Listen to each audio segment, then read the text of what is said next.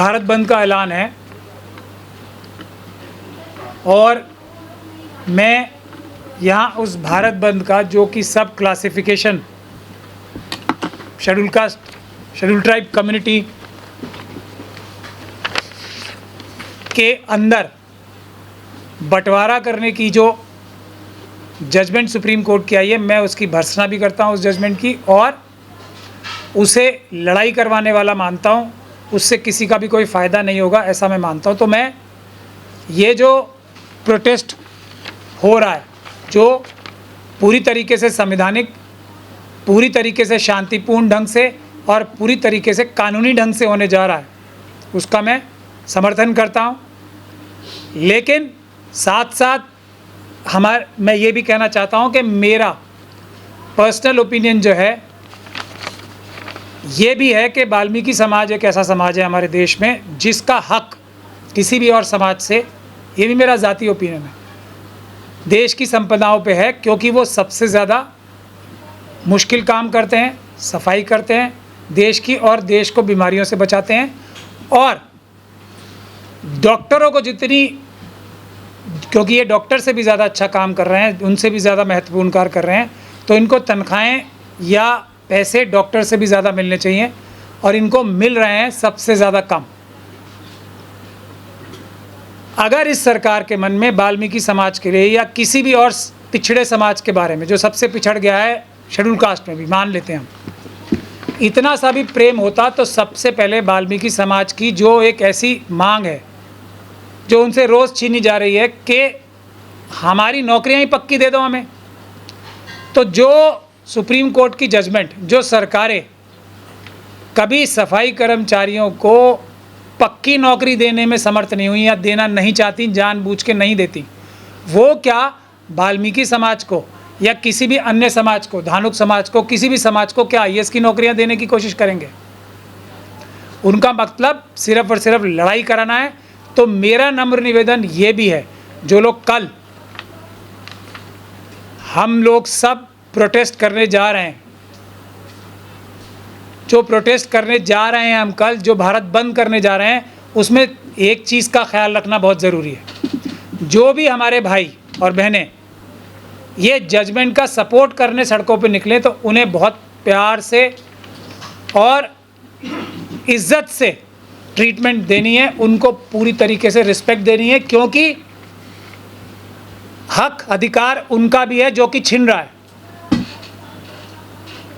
सरकार ने, supreme court के माध्यम से जानबूझ के सरकारों ने इस तरीके से आर्ग्यूमेंट की कि ये जजमेंट आए। मैं ऐसा नहीं कह रहा हूँ कि सरकार की बहस करने से ही ऐसी जजमेंट आ गई, लेकिन पूरी ताकत लगाई गई इस बात की कि आपस में लड़ाई कराने वाला ये फैसला हो जाए।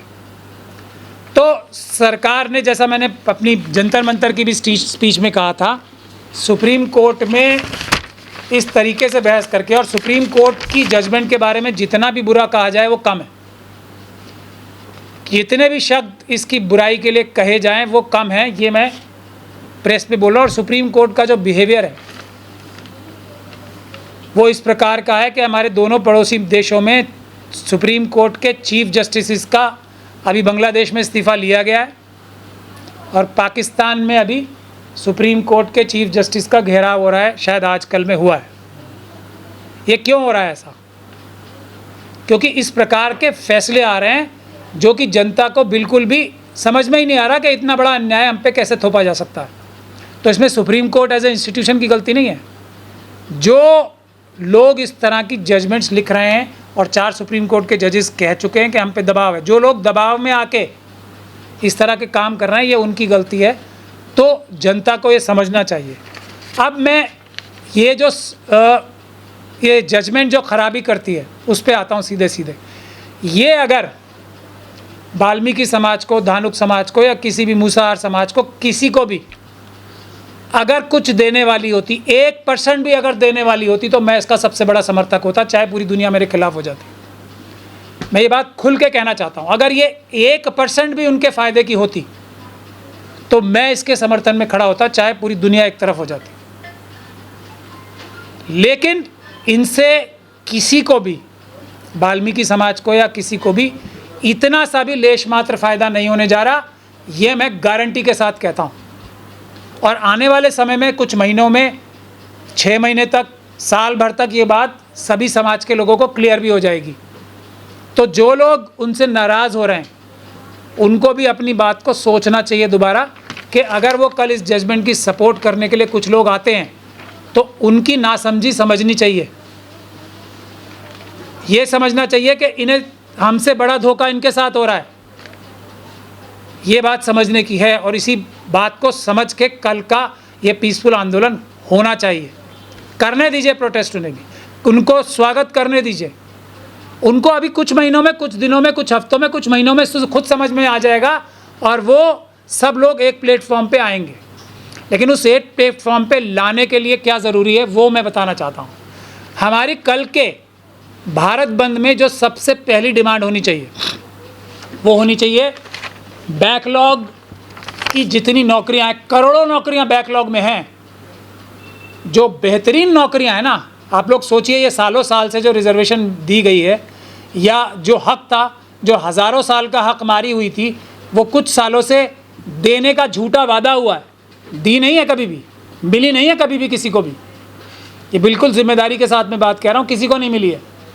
एक आध मुंह दिखाने के लिए किसी को मिलती है, सिर्फ मुंह दिखाने के लिए। और वो कौन सी मिलती हैं? जो सबसे बचे कुछ ही नौकरियां होती हैं, अच्छी अच्छी मलाईदार नौकरियां, क्रीमी लेयर वाली नौकरियां तो सब बैकलॉग के माध्यम से, नॉट फाउंड सूटेबल के माध्यम से।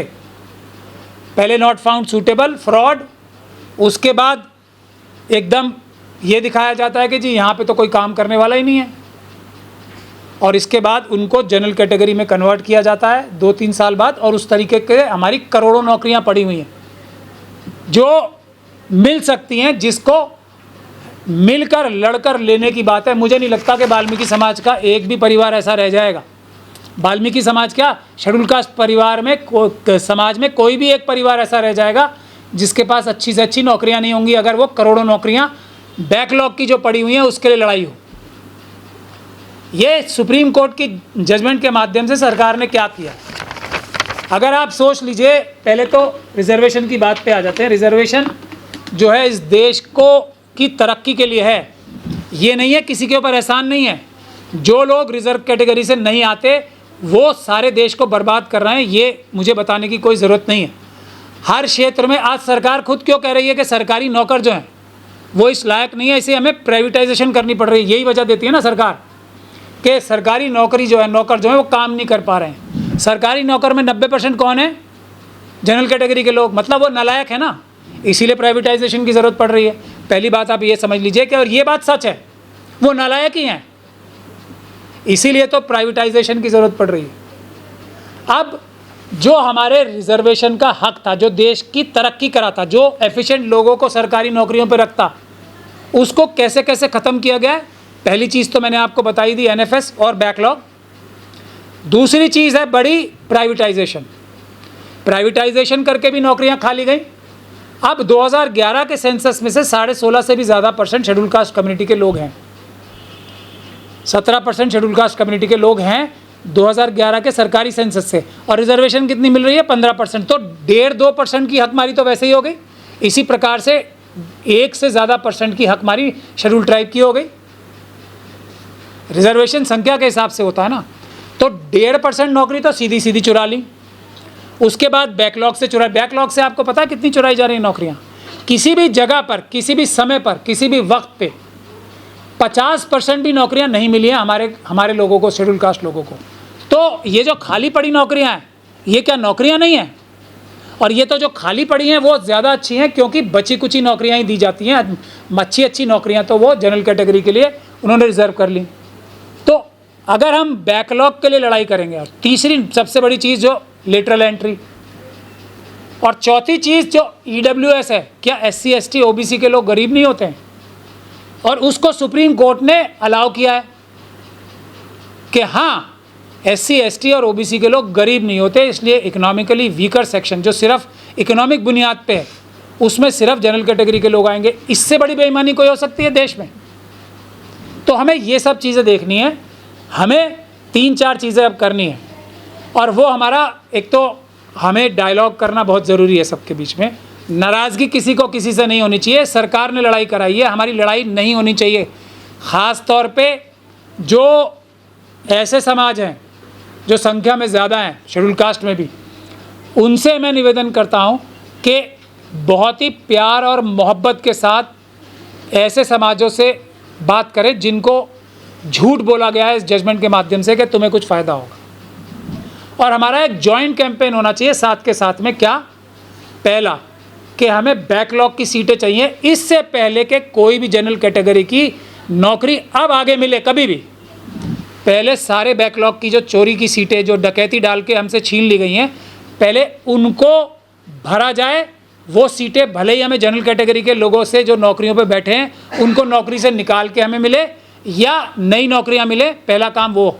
ये एक हमारा जॉइंट एजेंडा होना चाहिए, कॉमन मिनिमम प्लेटफॉर्म होना चाहिए, पहली डिमांड। दूसरी डिमांड ये होनी चाहिए वाल्मीकि समाज के लिए स्पेशली, कि वाल्मीकि समाज की जितने भी सफाई कर्मचारी हैं उनको नौकरियां पक्की, ये हमारा कल का आंदोलन जो है ना उसमें डिमांड होनी चाहिए। मैं ये गुजारिश करना चाहता हूँ, सबकी ठेकेदारी प्रथा समाप्त करके उनकी नौकरियां पक्की की जाएं। ये जॉइंट इकट्ठा आंदोलन होना चाहिए। तीसरी बात ये होनी चाहिए, जो SC/ST सब प्लान है उसमें इतना पोटेंशियल है कि हर एक शेड्यूल कास्ट परिवार के पास 1 करोड़ रुपए आ सकता है। तीसरी मांग हमारी ये होनी चाहिए, वो भी चोरी और डकैती के माध्यम से करोड़ों रुपए हमारा चुराया हुआ हर एक परिवार के पास 1 करोड़ रुपए आएगा SC/ST सब प्लान पे अगर हम अमल करवा लें तो। ये तीसरी डिमांड होनी चाहिए। और चौथी डिमांड ये होनी चाहिए कि ये जो जजमेंट है इसके ऊपर सरकार बिल्कुल भी अमल ना करे, बल्कि इस जजमेंट को रद्दी की टोकरी में, श्रेडर में डाले और वो श्रेडर में डाल के उसके टुकड़े टुकड़े करके फेंक दिए जाएं। मैं नहीं समझता अगर ये 4 डिमांड्स हमारी होंगी तो हमारे को कोई भी दिक्कत आने वाली है। लेकिन अगर हमने ये नहीं किया तो सरकार जो है, RSS जो है, BJP जो है, वो हमसे जीत चुकी है। उन्होंने जो मतलब था उनका, देना किसी का मतलब नहीं था, हमारे बीच में फूट डाल दी और अब वो तमाशा देखेंगे, चाहे कोई हमें मारे या हम किसी को मारें, फ़ायदा किसका होगा ये हमें समझना है। अगर हमें इस साजिश को तोड़ना है तो ये 4 डिमांड जो मैंने रखी हैं उसको कल के आंदोलन का हिस्सा बनना चाहिए। आखिरी बात मैं क्रीमी लेयर की बात करके ख़त्म करता हूँ। क्रीमी लेयर ही तो है ये भी, जो सब क्लासिफिकेशन कैसे होगी, यही कह रहे हैं ना कि एक समाज का हिस्सा जो ज़्यादा एक तरीके से संपन्न हो गया और कुछ समाज के हिस्से पीछे रह गए, यही तो क्रीमी लेयर है। और क्रीमी लेयर को गलत बता रहे हैं, सरकारी गलत, मोदी जी गलत बता रहे हैं, तो ये भी तो क्रीमी लेयर का एक तरीका ही है ना। सब क्लासिफिकेशन क्या है, ये भी क्रीमी लेयर है, इसको भी रद्दी की टोकरी में डालो। अब जो बुनियादी आखिरी बात ये है कि कानून हमारे अच्छे हैं। ये जजमेंट अगर आप लोग चाहेंगे तो मैं पढ़ के पॉइंट भी बता दूंगा आपको। ये जजमेंट ये कहती है कि सब क्लासिफिकेशन बहुत अच्छी बात है। चिनैया की जजमेंट बहुत घटिया जजमेंट थी जो सब क्लासिफिकेशन को मना करती थी। हाँ, जो क्रीमी लेयर का कॉन्सेप्ट है वो बड़ा अच्छा है, वो हर जजमेंट का क्रीमी लेयर का कॉन्सेप्ट अच्छा है, क्रीमी लेयर बिल्कुल अच्छा है। लेकिन इस देश में जब राष्ट्रपति क्रीमी लेयर की पोस्ट पे की जगह पे आ जाएगा तब हम मान लेंगे कि कोई क्रीमी लेयर होती है। इस देश में इससे पहले रामनाथ कोविंद जी राष्ट्रपति थे, उनको मंदिर में जाने से रोक दिया गया, तो वो स्वयं, उनका परिवार, उनका समाज तो दूर की बात है, राष्ट्रपति जब महोदय खुद राष्ट्रपति पद पे थे वो क्रीमी लेयर में नहीं आ पाए, तो वो जनरल कैटेगरी के बराबर नहीं आ पाए, तो क्रीमी लेयर में कहाँ से आ पाएंगे। तो क्रीमी लेयर हमारे देश में राष्ट्रपति को भी प्राप्त नहीं है। और ये शेड्यूल ट्राइब की जो हमारी राष्ट्रपति महोदया हैं उनको भी मंदिर में जाने से रोक लिया गया। तो जब राष्ट्रपति स्वयं पदासीन राष्ट्रपति महोदया और राष्ट्रपति महोदय क्रीमी लेयर में नहीं आते तो इस देश में कोई क्रीमी लेयर में आज तक तो नहीं आया है। जब आ जाएगा तब की तब देखी जाएगी। अभी क्रीमी लेयर को भी वही मैं कह रहा हूँ श्रेडर में डालना चाहिए, डस्टबिन में डालना चाहिए। जो इन सब बातों की बात करता है वो फ्रॉड करता है, वो धोखेबाज है और बेईमान है। ये सब देखने में अच्छी लगती हैं चीज़ें, इसमें कोई शक नहीं है कि कुछ समाज का हिस्सा पिछड़ गया है शेड्यूल कास्ट और शेड्यूल ट्राइब समाज में से भी, इसमें कोई शक नहीं है। इसमें क्या झूठ है, इसीलिए तो ये फ्रॉड कर पा रहे हैं। लेकिन ये पिछड़ा क्यों है? वो पिछड़ा है बैकलॉग की वजह से, वो पिछड़ा है प्राइवेटाइजेशन की वजह से, वो पिछड़ा है लेटरल एंट्री की वजह से, वो पिछड़ा है क्योंकि बेईमान है, सुप्रीम कोर्ट ने आज तक अपनी कोई जजमेंट इंप्लीमेंट नहीं कराई कंटेम्प्ट जारी करके, एक भी, ना किसी हाई कोर्ट ने। तो बुनियादी बात यह है, इसलिए कल का आंदोलन बहुत सफल होना चाहिए और कल आप सब लोग कैमरे लेके जाएं अपने, क्योंकि आरएसएस के लोग ही इसमें हिंसा करते हैं। आरएसएस और बीजेपी के लोग इसमें हिंसा करवाना चाहेंगे और करेंगे, तो उनकी वीडियो ज़रूर बताएं। हम सबको कानूनी मदद भी करेंगे और कल सड़कों पे भी रहेंगे इस आंदोलन का समर्थन करने के लिए। बिल्कुल निश्चिंत होकर पीसफुली प्रदर्शन करें। अम्बेडकरवादी कभी भी हिंसा का प्रयोग नहीं करते। ये भी हमारे लोग कुछ बैकफुट पे आ जाते हैं ना, ये कह के हम ही अपील कर रहे हैं हिंसा नहीं करनी। हमारे लोग कभी हिंसा करते ही नहीं है, ना आज तक पहले किए, ना आगे कभी करेंगे, ना कल करेंगे। जो हिंसा करते हैं वो स्पॉन्सर्ड लोग होते हैं, वो आरएसएस और बीजेपी के लोग भेजते हैं, और बिल्कुल भी उनसे घबराना नहीं है, उनकी वीडियो बनानी है। हम सबको सज़ा दिलवाएंगे। ये पीसफुल आंदोलन है, हमारी संख्या की लड़ाई है। हम मुस्लिम समाज से भी ये गुजारिश करते हैं कि कल के भारत बंद में वो बढ़ चढ़ के हिस्सा लें, क्योंकि ये लड़ाई साझी लड़ाई है, ये लड़ाई वक्फ की भी लड़ाई है, ये लड़ाई रिजर्वेशन की भी लड़ाई है। अभी एक और आंदोलन होगा जो वक्फ के बारे में होगा, इसका ऐलान भी हम 2-3 दिन में करेंगे।